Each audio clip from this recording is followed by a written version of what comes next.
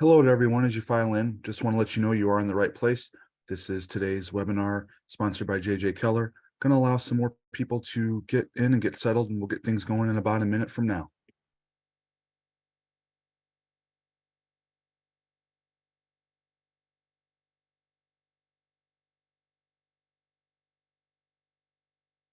Hello once again to everyone. Want to let you know that you are in the right place. This is the Safety and Health Magazine webcast sponsored by JJ Keller. Just allowing a little more time for everyone to file in and get settled. We'll get things going in about 30 seconds.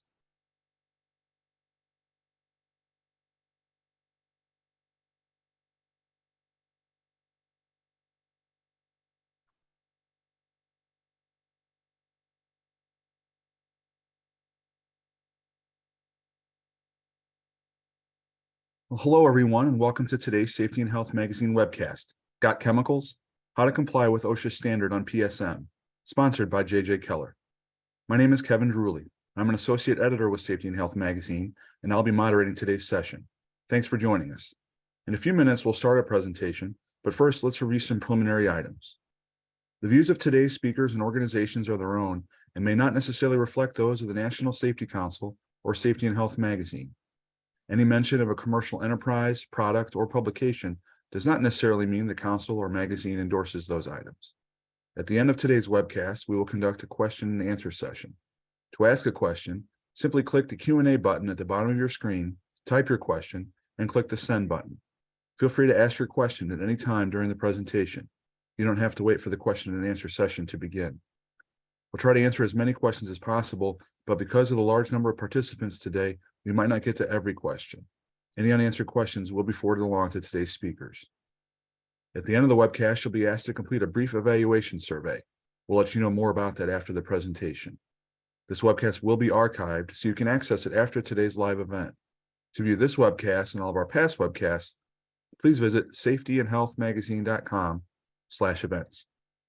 With that, let's go ahead and get started.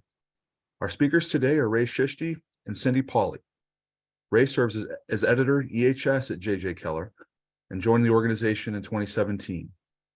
Ray brings 15 years of EHS experience in various industries, including engineering, procurement and construction projects, fossil fuel power plants, gas distribution and transmission, electrical transmission, and retail. Cindy is editor EHS at JJ Keller as well. She brings 13 years of safety program development and management experience in multiple industries, and those include oil and gas, chemical, manufacturing, construction, and agricultural. Cindy develops a variety of easily understandable content and also provides regulatory insight for JJ Keller's customers and partners. Again, we thank you all for tuning into this presentation today. Ray, whenever you're ready, go ahead and take it away. All right, thank you, and welcome everybody to our webcast today. Today's webcast is sponsored by JJ Keller's Consulting Services. At JJ Keller, we're experts in OSHA compliance, safety, and related best practices. With over 65 years in the business and 70+ regulatory specialists on our team, we're well equipped to help protect your company from an OSHA inspection. Working with companies from coast to coast, our EHS consultants do offer significant value to businesses by identifying their risk areas, then delivering continuing oversight, training, and lots of resources to help manage them more effectively. Again, welcome everybody.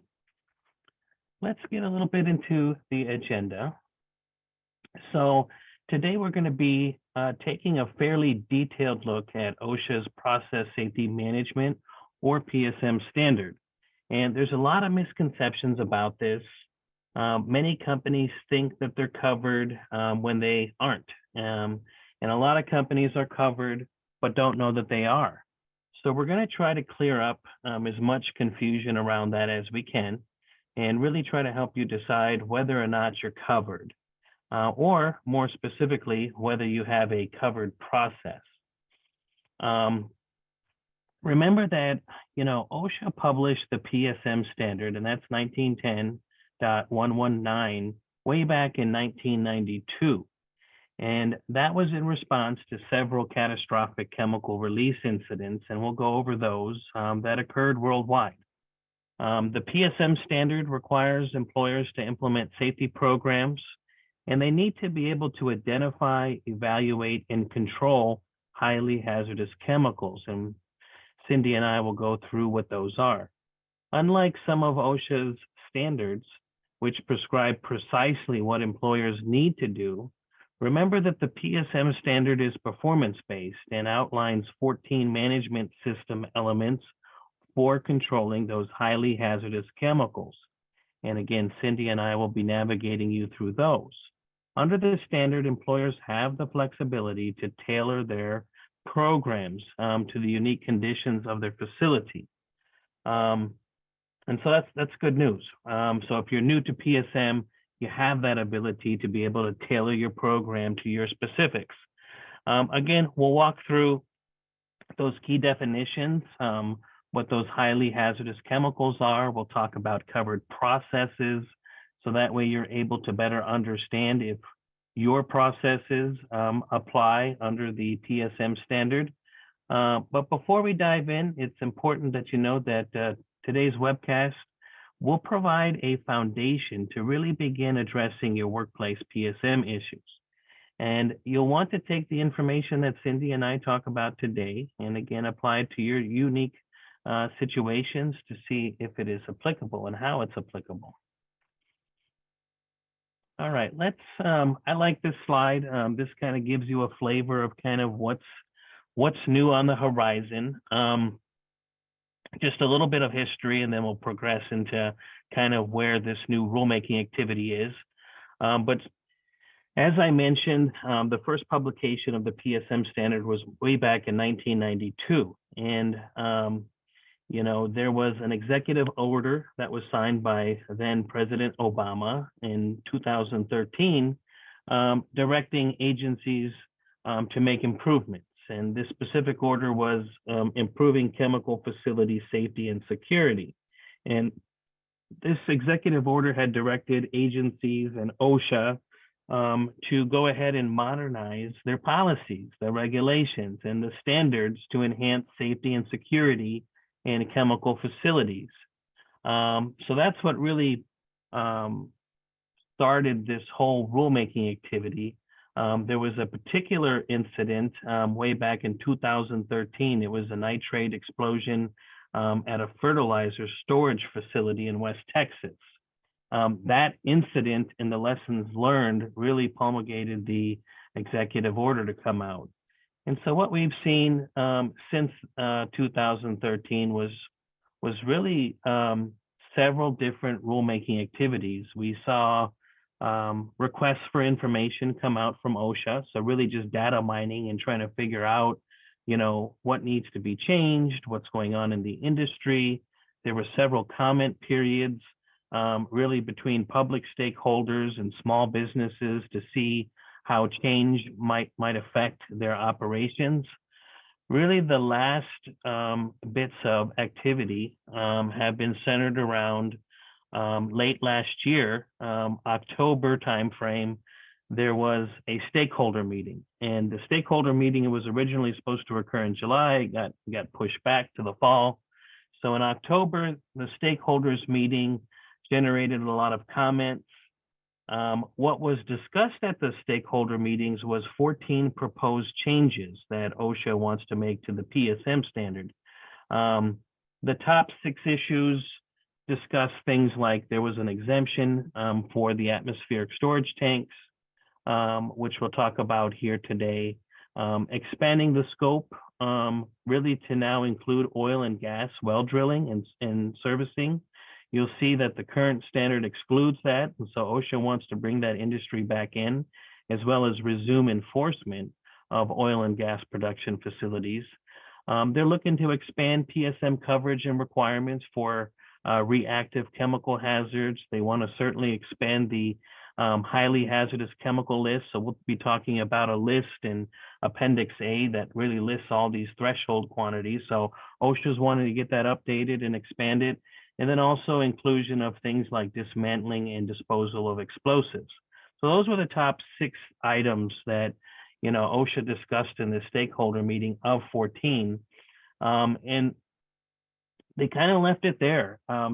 OSHA said that they intended to finish analyzing the comments that they received late last year, at least by fall of 2023.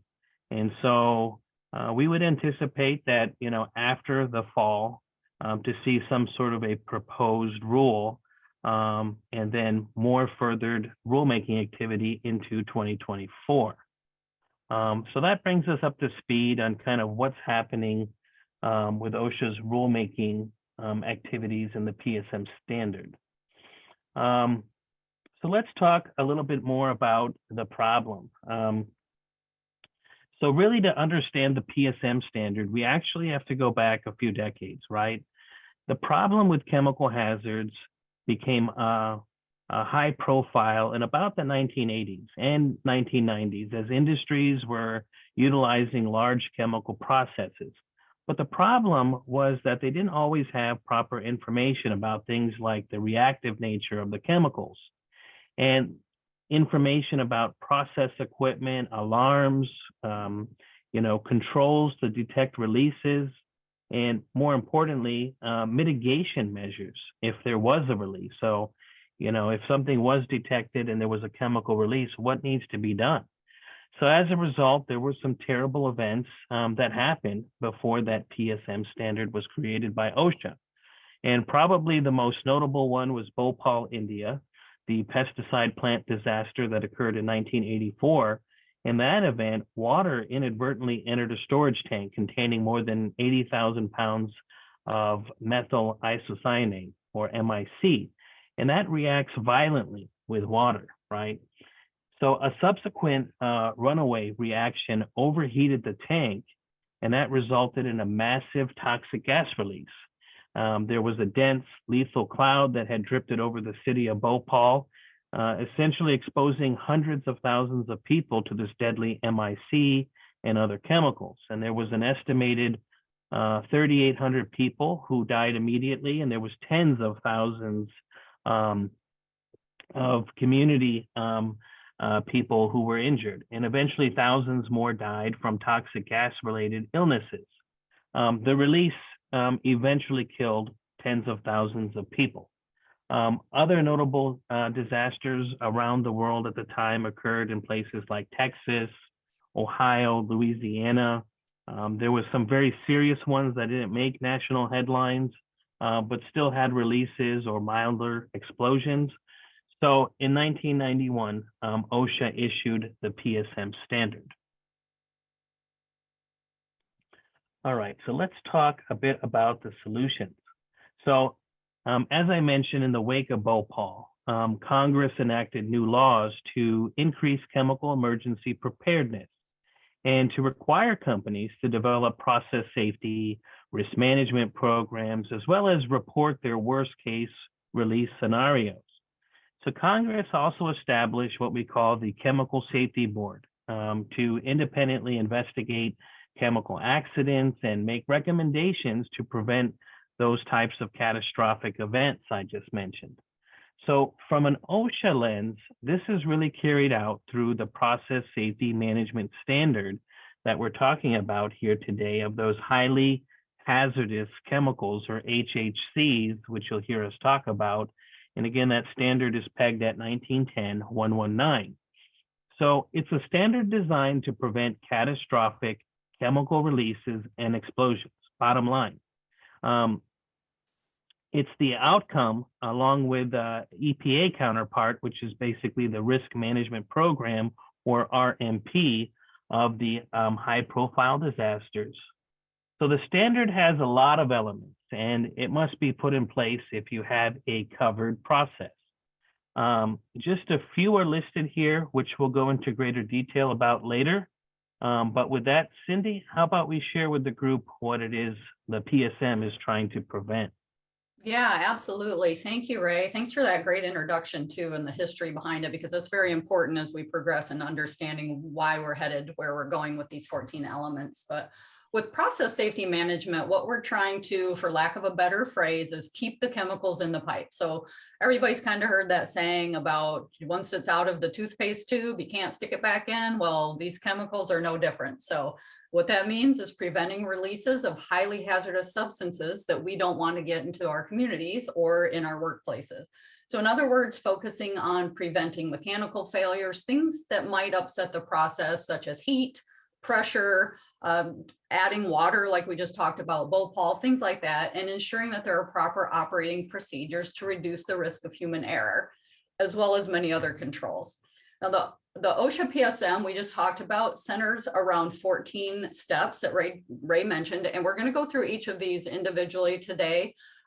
We don't want people to get too overpowered or think, wow, 14 different steps. So we want to take some time today to discuss each of those with you, leaving enough time at the end of our presentation for some questions if you have any. So prevention really is the goal, as we talked about. And the 14 OSHA elements are designed to keep catastrophic failures from happening. And kind of that's a key word when you're talking about PSM. They keep going back to catastrophic failures.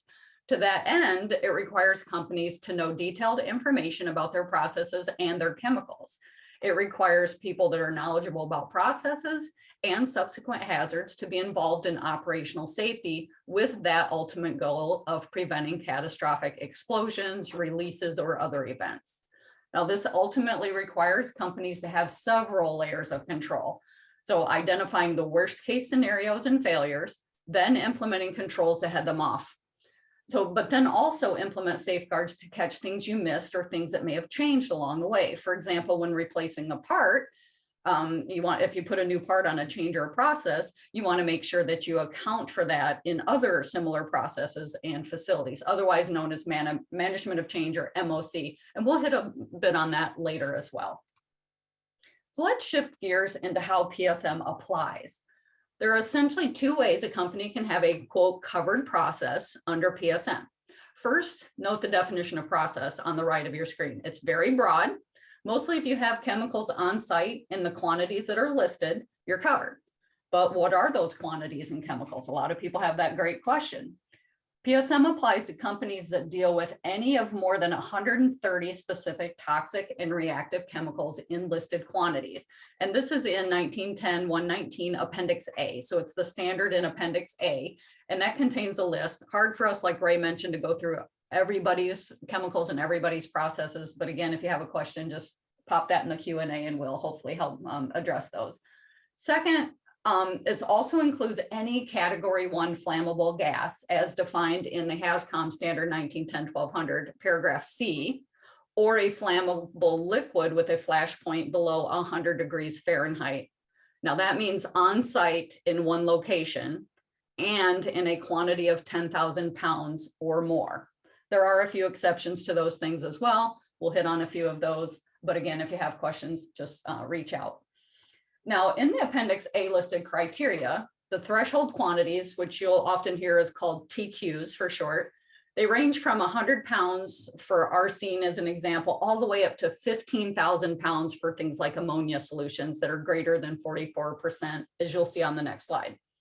Now, don't get caught up in the mixtures. Don't want you to worry about that right now, but a letter of interpretation from OSHA explains that the threshold quantities in Appendix A apply to pure, or what they call chemical grade chemicals, unless otherwise specified. For example, hydrogen peroxide, 52% by weight or greater. So it's going to be that specific in the list. And again, PSM deals with things at a process level. The definition notably includes any activity involving the chemical, including use, storage, manufacturing, handling, or even movement. It even includes separate processes when an incident in one chemical vessel could impact another. In other words, you have to aggregate chemicals to determine thresholds or combine them. And again, we'll address that and talk a little bit more about that in a moment. Now let's take a look at a couple of examples, because I know I've thrown a lot of numbers and everything at you right now. So you'll notice the quantity range that trips the threshold. For anhydrous ammonia, it's 10,000 pounds, but for chlorine, it's only 1,500 pounds. It wouldn't take but a couple of large cylinders to exceed the chlorine threshold quantity, as you can see here. One important fact about ammonia you should know, though, we won't have time to detail the appendices, as I mentioned, for the PSM standard. So you want to take a closer look at that following our web class and how that relates to your specific chemicals. However, we do want to point out that OSHA notes there are entries in Appendix A that are listed as anhydrous. It does not cover aqueous solutions or mixtures though. Anhydrous means without water. So by definition, Appendix A does not cover aqueous solutions or aqueous mixtures of chemicals that are specifically listed as anhydrous. Similarly, OSHA has interpreted Appendix A to mean that the PSM standard does not cover hydrogen chloride and or hydrogen fluoride in aqueous solutions or mixtures. So just something to pop in the back of your head for a little bit later. Now, another significant note is that for EPA's risk management program, which in essence runs parallel to the PSM standard, the threshold quantities are a bit different for some chemicals. For example, chlorine is 1,500 pounds for PSM, but it goes all the way up to 2,500 for RMP purposes. So your facilities and processes might fall in one of these, but not the other. So you'll want to keep that in mind as well. Also, another big difference with RMP is that you have to register your plans with the EPA. You do not have to register your PSM program with OSHA, however. Now that we know what's included, Ray, can you cover some exclusions and exemptions within the PSM standard for us? Absolutely, good stuff. All right, let's talk about some of these exclusions. So obviously there's some exclusions, right? There's some industries that would be excluded from PSM, but first, you do not have to count the flammable liquids stored in atmospheric tanks or transferred if kept below their boiling point without the benefit of chilling or refrigeration. And that's something that OSHA is addressing in its rulemaking activities with this PSM standard. They're supposed to come out with some clarification about this. So that really brings up a question, right? What does an atmospheric tank mean? And so OSHA defines it as a storage tank, which has been designed to operate at pressures from atmospheric through 0.5 PSIGs or pounds per square inch gauge. And this would include any types of things like containers, could also include a standard 55-gallon drum. And so those are things to remember, certainly things to watch out for as OSHA continues to have some rulemaking activity around this. I always like to pop up some of the court cases. I think this is certainly a notable one here that I like to bring up. It's the Mears decision. This is a big one, in this regards, is regarding to exclusions. But there is this court case here. It dates back to 1996. It's still in effect, actually. And this impacts how flammable liquids that are stored or transferred from those atmospheric tanks are covered by the standard. So basically, the judge in this case had ruled that the PSM standard does not extend to stored flammables in atmospheric tanks, even if they're connected to a process within the definition of the standard. And there's been a lot of confusion about that. And so this court case has been pretty instrumental in employers determining how the exclusion applies to them. So in layman's terms, you can have whatever quantity you desire of flammables in atmospheric tanks without triggering PSM, as long as the chemicals are just in storage and as long as they're not stored under pressure or chilled below their boiling point. So as a loophole, again, OSHA is trying to fix this. So far they haven't. We're hopeful that with this rulemaking activity that they'll be able to do that. Remember that if you have 10,000 pounds of a flammable liquid that meets this Mears exclusion, it still has to be handled safely in accordance with OSHA's flammable liquid standards. So you're not off the hook if the exclusion applies. Then you're going to revert back to the flammable liquid standard, which is 1910-106. And so again, it may be exempt from PSM, but certainly the 1910-106 flammable liquid standard may apply.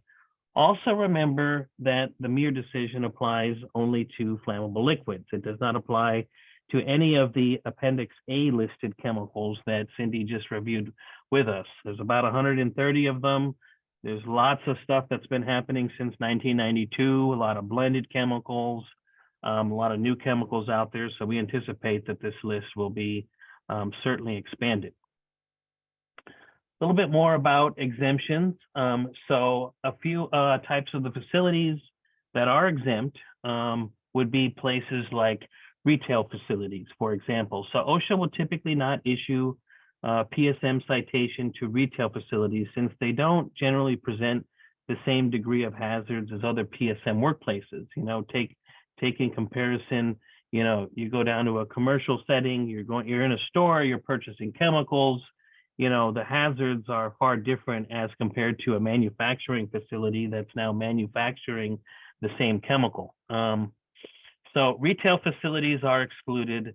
Oil and gas currently is excluded. So this is oil and gas well drilling or servicing operations. Here again, as I mentioned, OSHA is looking to include this industry in the updates to the PSM standard. They're also looking at resuming inspections, and so that's pretty big. We've seen several key incidents happen across the industry in the last 10 years, and I think OSHA recognizes that there were a lot of lessons learned that need to be captured and put into the standards. There's that saying that, these OSHA standards were written in blood. Unfortunately, something has happened, and then the standards were either created or updated. And similarly here, OSHA is looking at capturing those lessons learned and being able to apply them. And then the other one is going to be normally unoccupied remote facilities, meaning employees are not permanently there. This is some sort of a remote location. They're only going there for periodic reasons, maybe for scheduled servicing. Maybe this is some sort of a pump station that is miles from the main establishment. This would be another excluded facility. And with that, Cindy, how about back to you? Yeah, Ray, I'd like to first kind of address a question that we get, which is whether or not small employers are exempt from PSM. And no, the answer is that they are not. In fact, one study estimates that employers with 1 to 25 employees are actually 47 times more likely to have a release and 17 times more likely to suffer an injury per employee than facilities with 1,500 or more employees. So if you have a covered process, you're covered regardless of whether you have 1 worker or 1,000 workers. So remember, it's about the process, not necessarily about the number of employees. So this is why smaller businesses with limited resource might consider alternatives to decrease their HHCs and their associated risk with those at their workplaces. One possible approach is reducing their HHC inventories to below the PSM threshold quantity by improving inventory control and accepting smaller limited quantity deliveries. Inventory reduction may help to reduce the consequences of a catastrophic incident because there's less to worry about, right? So when reduced inventory is not feasible though, the employer does have some other options. They can consider dispersing inventory among several on-site locations, such that a release or an incident in one location won't necessarily cause a release in another. So it's that aggregate we were talking about a little bit earlier. Now, the same rules apply for industries, with a couple of the exceptions that we recently mentioned that Ray went over, such as retail. Generally, if you have a covered process, you're covered no matter what the industry is. So Ray, I think we can start to break down the parts of the PSM for folks. Yes, absolutely. Good stuff. So let's start breaking down the different parts of the PSM standard. So we've reviewed quite a bit of information so far. You should be thinking, does PSM apply to me? We've given out some nuggets to help you decide that. But now let's take a deeper look at what the standard requires. And we've been mentioning that there's these 14 elements. You see them up here on the screen in the slide. And so if you're covered under PSM, these are the 14 sections in the PSM standard. And these all work together in many ways. And so when you uncover a deficiency in one of these sections, a lot of times it can involve deficiencies in other sections that require corrective action. In fact, by design, they're designed to catch potential failures in the others. So for the rest of the presentation, Cindy and I are going to go through these requirements to give you a better overview of what you should have in place to protect your workers, your company, and your peace of mind. All right, let's talk a bit about employee participation. Very important. So the employee participation section is really intended to provide a cooperative environment. And you want to have that flow of information between management and employees, from employees back to management. Very important. The goal is really to eliminate or mitigate the consequences of catastrophic releases of those highly hazardous chemicals, or HHCs. And these provisions also require that the PSM information developed by the employer be made available to your employees. And so there's this constant exchanging of information and employee participation. You want to make sure that you don't forget to notify the unions as well. If you have a union employee base, they need to be notified as well. So by OSHA interpretation, these requirements also demand that an employer carefully consider and structure the plant's approach to employee involvement. The plan of action section is intended to address, really ensuring that the employer actively considers the appropriate method of employee participation. This is really cool. You don't see this in other standards. While it's suggested that, there should be obvious employee participation in this standard, it's actually spelled out. All right. Let's go ahead and should see a poll up on your screen. So if you're looking for assistance in this area, certainly with this PSM standard, remember that JJ Keller can certainly assess and improve those 14 elements that we're talking about with our process safety management services. Our expert consultants will work with you to develop and implement the 14 elements that comprise the process safety management of highly hazardous chemicals, 1910-119. So for more information, you should see a poll up on your screen. Select your interest in the poll, and as a huge thank you, we're going to go ahead and email you our compliance brief, Understanding OSHA's Process Safety Management Standard.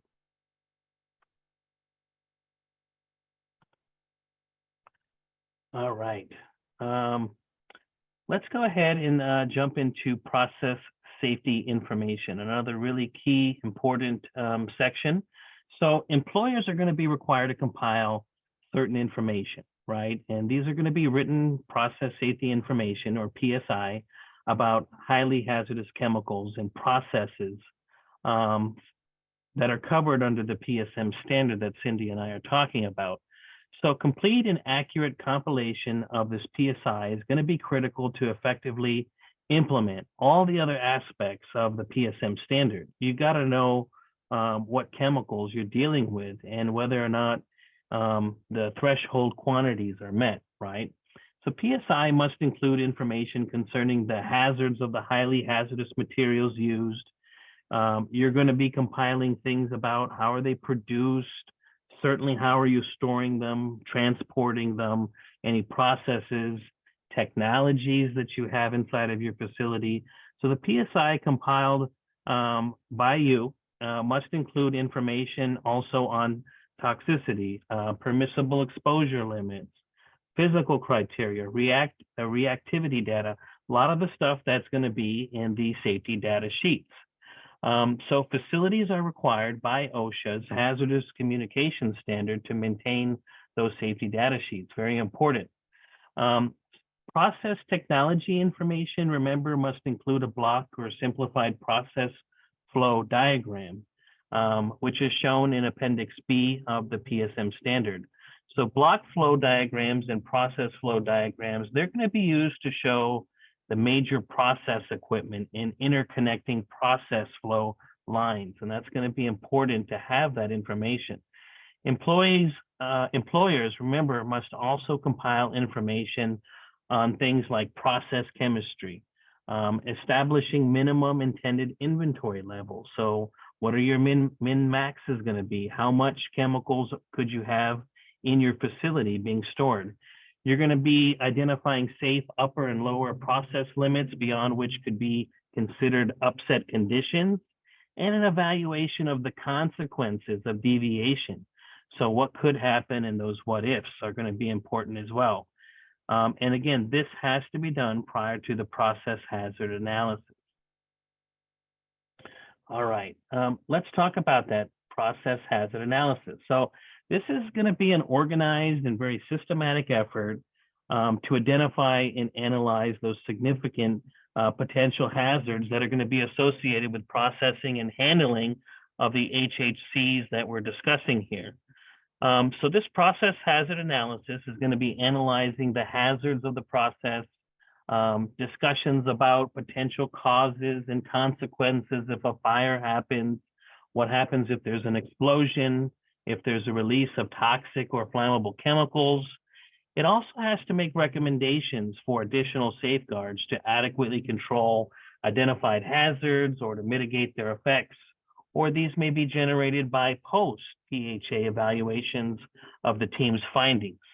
So safeguards may include inherently safer or passive approaches to hazardous controls, certainly things like new engineering controls that you may have in your facility, administrative controls, such as maybe you have new operating procedures or inventory control measures. All of those would be included. So a comprehensive process hazard analysis must be performed by a team with expertise. And so this is where you're going to be getting your subject matter experts together in things like your engineering and your process operations. They're going to be getting together to help compile this information. And so remember, don't do it in a silo. Remember that the Bhopal catastrophe that I had talked about earlier, it was noted that smaller incidents had occurred in the plant prior to that major one. And there had been leaks that were ongoing on numerous occasions, highlighting a need for automatic leak detection that was never installed. Workers had even compiled an eye irritation or complained about it, which is a symptom of low levels of release that are occurring. And none of this was captured. Nothing was done about it. So these warnings weren't addressed. And this whole process hazard analysis measure is looking to prevent all of that, to capture all of that good information that's going to help propel these 14 sections. So let's talk a bit more about operating procedures. Operating procedures should be developed to cover all conditions of the process. And so these are your administrative controls. And you're going to be talking about those normal operations, shutdowns, pre-startup, and so on. And you must train any of your employees that are going to be impacted about these procedures, and you need to revise the procedures as is necessary. So think of it just as a huge lockout process, if you will. And with that, let's pass it back to Cindy to talk a bit about training. Thanks, Ray. Yeah, training is one of my favorite topics, so let's have at it. So employers must provide both initial and refresher training to every employee that's involved in operating a PSM covered process. So if they're involved in the process, they need to be involved in training. And it must cover process specific safety and health hazards, plus operating procedures, safe work practices, and emergency shutdown procedures. The last thing you want to do is wait until you have to put your PSM to test before your employees are trained on what to do. So that could in itself be catastrophic. So you'll want to teach it and you want to practice it. Now, the level of training may vary from each employee. So for example, those that work in an area or operate the equipment will receive more extensive training than, say, visitors or other non-operational personnel who are maybe just in the general area or who would just typically require more awareness training. Employers must also train contractors and temporary employees on known potential fire, explosion, or toxic release hazards that are associated with their work and the processes that they're around. So additional training in subjects such as emergency evacuation and response, routine and non-routine work authorization activities, and other areas pertinent to process safety and health should be covered by an employer's training program. So you want to make sure that you cover all of those things. And training must also be conducted in compliance with the hazard communication standard. So make sure you're including that so that it helps employees become more knowledgeable about the properties of your chemicals, the ones that might be released or the ones that they're working around. And you don't want to be afraid to use your process flow diagrams as a training tool. That's one of the best things that you can do for training, is to walk them right through the process, or even take them on a field trip to the process area so that they better understand the overall goal of what's going on with PSM. So all part of the training. And of course, one of my favorite sayings from a friend of mine who was a trainer for my OSHA is, and maybe you've heard it many, many times, is that which was not documented was not done. So it seems to be popular here in Michigan with my OSHA. So you want to make sure training program documentation clearly identifies the employees that were trained, the date of the training, and all the topics that were covered within the training. One non-mandatory best practice to consider too is to determine clear and measurable learning goals or objectives before the training even begins. So you want to allow your end goals to guide you through the training and have your workers enhance your training plan. They know a lot about the day-to-day specifics that others maybe don't, including the instructors, so they're a valuable resource to enhancing your training. And training must be such that employees involved in operating a covered process have received and understand, make sure they understand it, everything that's required by the PSM standard. So basically what we're covering here today. Now, the employer needs to identify how they ensure competence and understanding of the material too. So you can't just put it out there. We want to make sure that you can show that they are competent in understanding the material that you provided. And usually the most common form of doing that is through documented quizzes or practicums or things like that. So it's really up to you and your workers and what works best for your facility. Now, employers should periodically evaluate your training program. You want to make sure that the necessary skills, knowledge, and procedures are properly understood and implemented, like we just talked about. But these evaluations can also help determine the amount of training your employees absorbed and whether the desired results were met.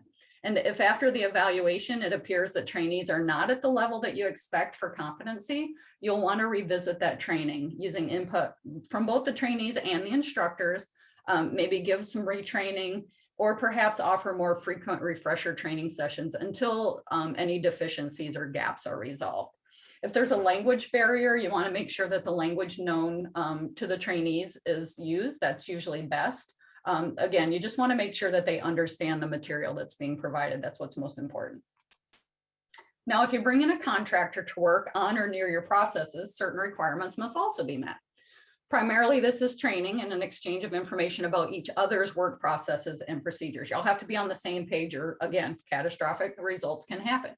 So you need to evaluate the contractor's safety and performance programs and inform them of the potential hazards regarding the work to be performed on your facilities. These requirements don't apply to contractors providing incidental services, of course, which don't influence the process safety, such as maybe janitorial work or people delivering food or providing food services, laundry, supply services, things like that. So they probably wouldn't need to be involved unless they're somehow near the processes that you're concerned about. So with that, Ray, would you like to start a little bit about pre-startups? Yes, absolutely. Really good information. So yes, let's talk about startups, pre-startups. So a pre-startup safety review, this is basically going to confirm that really before the introduction of any HHC to a process in your facility, that there's certain things that are done, right? So construction equipment is going to meet certain design requirements. There's going to be safety, operating, maintenance, emergency procedures are in place. And then as Cindy just mentioned, training, right? If you have a new facility or process, a process hazard analysis that I had talked about earlier is going to have to include all of those new processes, equipment, and procedures. So mechanical integrity, let's talk a bit about that. And this is going to require employers to implement a rigorous and systematic written procedure, or those administrative controls, and really ensuring that the critical process equipment are have variables, things like it's properly designed, it's tested, inspected, what's the repair going to look like if it breaks down, and how are we going to maintain it. So mechanical integrity programs are going to have to address pressure vessels, certainly storage tanks, your piping systems, pumps, any sort of relief and vent systems that you might have, even your emergency shutdown system. Don't forget that. So while large chemical manufacturing facilities and petroleum refineries sometimes have hundreds or even thousands of such components, small businesses with PSM covered processes typically have a lot less equipment to maintain, making compliance a whole lot easier. So for some small businesses, this mechanical integrity section may not appear as daunting as it would for a larger facility. So as you can imagine, right, mechanical integrity is most resource intensive, right? So you're going to be getting all of your resources and your SMEs together to really to tackle this section, especially if you have a big facility. And this is because it includes going through all those things, right? The inspections, the testing, the repairs, controlling even spare parts and materials. Employers who don't have a mechanical integrity program are going to first need to identify all the critical equipment that's part of the covered process. Very important. And employers should also consider including loss of containment mitigation equipment, fire protection systems as are applicable. In many cases, the equipment that is part of this MI program will have inspection and testing recommendations, and those recommendations are really going to be coming from the manufacturer. Remember also that if equipment is, if it's not covered under the MI-related manufacturer recommendations, then employers should look for applicable codes or standards, perhaps best industry practices for guidance. Certainly inspections and tests must follow recognized and generally accepted good engineering practices. Applicable codes and standards could be something like the American Society for Testing and Materials, or perhaps the standards from the American Petroleum Institute. So those are some examples that you can fall back on, again, if your manufacturer is not already providing that good information. Hot work permits are going to be critical as well. Obviously, if you're not performing hot work around a covered process, it could be, or if you are performing hot work, it can be very, very dangerous. You want to make sure that you have containment for things like spark, transfer of energy, so that way we can avoid any sort of reaction or fire with your HHCs. Cindy, what do you have for us on your favorite topic, that management of change? It is one of my favorites, and it's a great lead-in coming off of mechanical integrity, because that's a lot of what management of change involves. So management of change is really no different with PSM than with any other work process or procedure. So very important to remember that is what we're saying here now is something that you can take to other processes and should take that. Basically, when equipment is determined to be deficient, a management of change, or better known as MOC, should be established and implemented prior to continuing operation of the deficient equipment outside of the established operating limits, not just for this process, but for others as well. The MOC procedure must include a determination of the safety and health impacts of continued operation of the deficient equipment, modifications to operating procedures, and the time period for the change. Keep in mind, this is a tool that should be used for other similar processes, like I mentioned, and procedures as well as equipment. So in other words, use this as a learning tool for other worksite opportunities. Employees involved in operating a process or with maintenance of the processes must be trained on changes that have taken place or will be implemented. This is very important that they understand what was changed and why. And as with any other training, documentation is your best friend. So keep that in mind. Now, there's really no discussion about safe work practices or procedures that can be had without also discussing incident investigations, of course. So as you know, this is the process of identifying the underlying causes of incidents, the root causes, associated causes that go with root causes, plus implementing procedures to prevent similar events from occurring. That's really the whole purpose of an incident investigation. Keep this from happening again. So two important points are underlying causes, not just surfaced or just one root cause. Very rarely is there only one root cause to something that would be related to PSM incidents. And number two is the intent is to learn and avoid a repeat, not to place blame on any one person or any process, anything like that. So always trying to learn and avoid a repeat. Now, OSHA has high expectations and wants employers to develop in-house capabilities to investigate incidents that occur or could occur at their facilities. So they actually want you thinking ahead as well. So incidents that are prime for an investigation are events that resulted in or could have resulted in catastrophic releases of hazardous materials.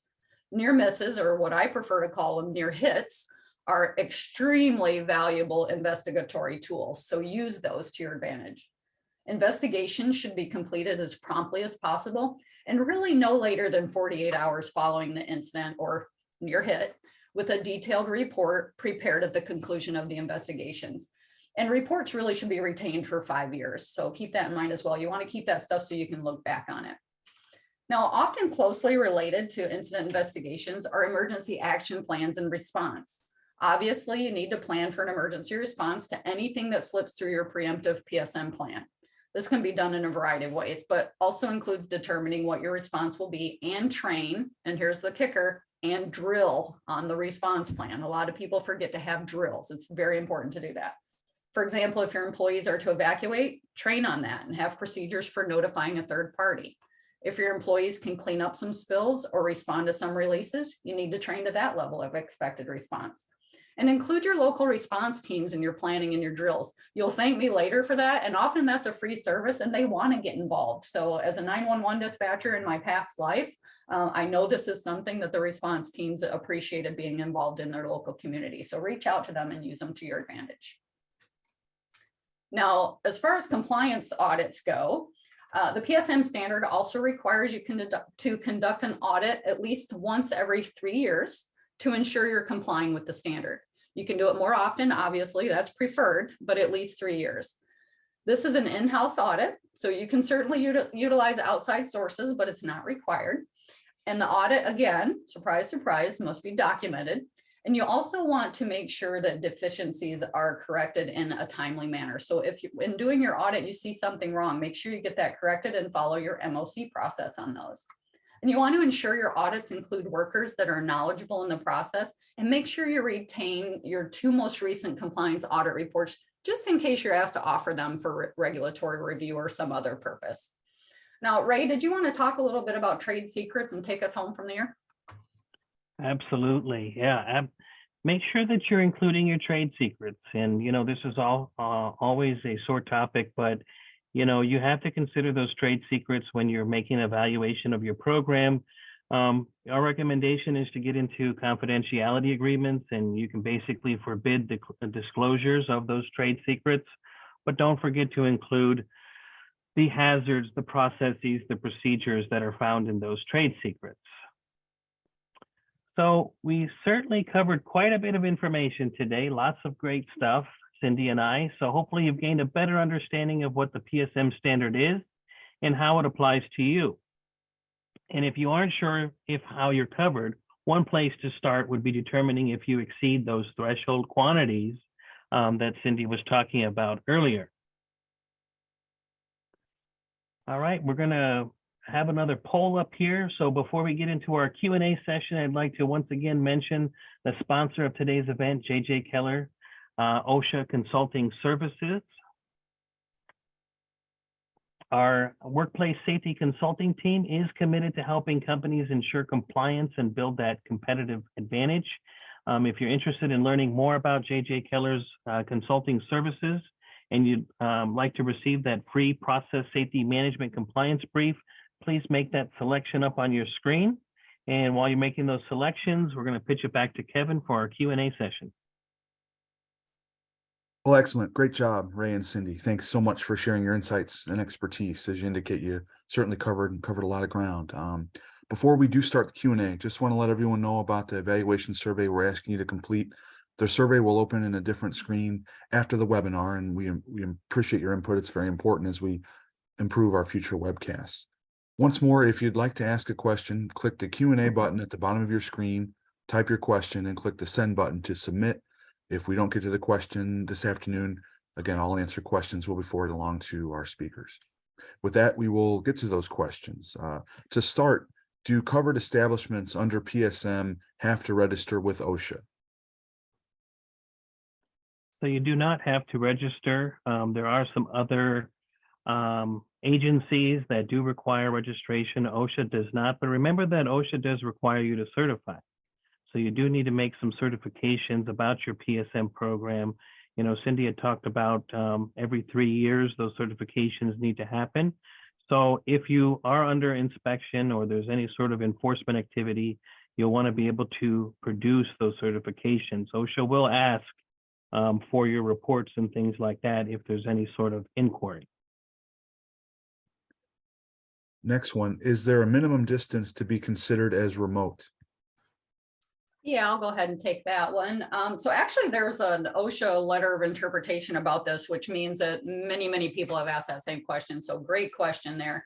And what they actually say is processes which are not in close proximity are considered to be at a remote distance. I know that's very gray, isn't it? So what they're saying there is they give an example with respect to liquid HHCs, especially where a dike built around a liquid storage vessel to fully contain release materials is used to prevent interaction with another vessel. That would be considered a physical barrier. So would the two vessels would be considered remote from each other. So it's really something that has to be individually addressed as far as distance, the amount of quantity. So remote is, I wish I could say a black and white answer here. Remote is really going to depend on the circumstances. That would be a really good time if you have a question about that to bring in a consultant to help evaluate those different characteristics. So sorry, it's not as black and white as I would like, but that's kind of how they define remote. So if you would like to look up that letter of interpretation, it's February 15th, 1994 is that LOI. Well, thank you. On to the next one. Is it possible to have SDS on demand by phone, or is it required to have a physical location in the facility? So I'll go ahead and take that one as well, because I love working with safety data sheets. The short answer is yes and no. So you can have safety data sheets available electronically. However, you also want to have those in hard copy form should there be some sort of an interruption in your electronic ability to provide a safety data sheet. So OSHA requires you to be able to provide the material. So usually they want a backup plan essentially. So you do probably want to have access to those physically as well as electronically. Are the quantities of different Appendix A listed HHCs when stored in close proximity considered aggregate for the purpose of determining threshold quantity? Yeah, so, you know, those 130 HHCs that are listed in Appendix A, each of those are going to have a different threshold quantity, and they're considered individually. So you should refer to that appendix and those TQs, as Cindy pointed out, for short. And so if you have two different chemicals within proximity of each other, each of them will have a separate TQ, and you'll want to take that into consideration. Who should lead the PHA effort in an organization? So really you could have anyone lead it technically, but the person leading as well as members of the team really need to have expertise in engineering and process operations. So that's the part that's most important. Somebody with knowledge and experience with the chemicals you're talking about, engineering processes, process operations. As long as the person is knowledgeable in that, they would be qualified. OSHA doesn't really say you have to have this person, or anything like that lead. Ray, I don't know if you have anything to add to that, but as far as my understanding of OSHA's requirements is they need expertise in those following areas. Yeah, you hit the nail on the head, Cindy. Definitely need to have expertise. This particular standard doesn't get too specific because, again, it's a performance standard, but you certainly want to have that subject matter expert who's able to have very good familiarity with those 14 elements that we've been discussing. So spot on, Cindy. Do the management of change procedures apply to items such as gaskets? Absolutely, they do. So in fact, the smaller parts seem to probably cause the most problems in most situations when it comes to toxic and hazardous materials. So absolutely, anytime there's a change, especially if it has something to do with safety, but of course, if it has something to do with operations, you want to have efficient operations as well. But when it comes to safety, if there's a change in a part, that means there was probably a problem somewhere with that part. If there's a problem with that part on this machine and this process, it's probably going to be a problem in another one. So absolutely, you'll want to include stuff like gaskets in an MOC process. Good question. All righty, quite a few good questions, but we are unfortunately running out of time. As we do close, anything for you, Ray and Cindy, anything left unsaid or that you might like attendees to know as we close today? Yeah, just, definitely lots of great questions. You're going to have lots of questions as you develop your plan. So certainly JJ Keller is available to help you with your assessments and implementing your PSM standards. So let us know how we can help. All righty. Well, thank you. And as everyone, you can see there are ways to contact JJ Keller, as Ray said. So once more, we thank you. And unfortunately, we have run out of time. Sorry that we didn't get to everyone's questions, but again, those unanswered ones will be forwarded along to Ray and Cindy. Once more, we hope you take the time to fill out that forthcoming evaluation survey and give us your feedback. With that, we end today's Safety and Health Magazine webcast. We'd like to thank Ray Shishti, Cindy Pauley, everyone at JJ Keller, and all of you who listened in. Thanks and have a great day.